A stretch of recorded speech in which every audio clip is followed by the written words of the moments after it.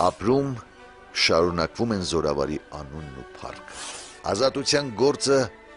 շատ դժվարին գործ մդարձած է։ Մեծ ուժի կկարոտի, ազգովին քովքովի գանք եւ այդ մեծ ուժը կազմենք։ Քաջությունը, դրամը, զենքը չէ, որ կպակսի մեզի, այլ կամքը։ Զորացնենք մեր կամքը եւ վստահ հալանք, որ կփրկվինք։ Կհուսամ, թե այս փոքրիկ կոչս արձագանք պիտի գտնե յուրաքանչյուր հայդուկի սրտի մեջ, ինչպես նաեւ ամեն հայ անհատի։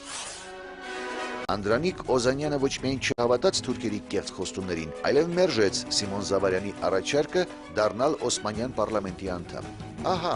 Անդրանիկի պատասխանը. Սիրելի ընկեր, նամակներդ ստացած եմ եւ զարմանքով կարդացած։ Ես ուր Օսմանյան պարլամենտի անդամ ըլլալը ուր։ Այդ ոչրագործներու ոհմակը, որոնք հոտ նստած են, ես անոնց չեմ հավատար։ Ես կփապակիմ, որ օրմը պատվով մեռնիմ։ Ոչ այդ աթոռը, ոչ այդ պաշտոնը եւ ոչ ալ 50 օսմանյան ոսկի ամսականը կուզեմ։ Ինձ հանգիստ ձգեցեք իմ բուլղարական համեստ յուղակից մեջ։ Ցավոք, շուտով իրականացան հայդուկապետի կասկածները։ Երիտ թուրքերը ցույց տվեցին իրենց իսկական դեմքը։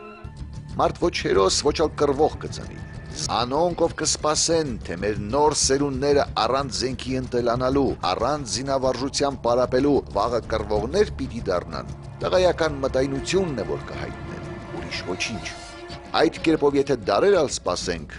նորեն երկչոտներ, ստրուկներ պիտի մնանք եւ նորեն մեր կյանքն ու պատիվը պիտի ըլլան օտարի ձեռքի խաղալիք։ Անդրանիկ Օզանյան 1905 թվական 19 պասպորականի կռիվների առիթով է հյուսվել զորավարի մասին ամենատարածված երգը։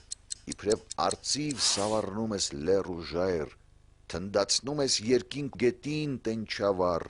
սուրբ անունդ պիտի հիշվի դարեդար, հսկա լեռին քեզ ապաստան,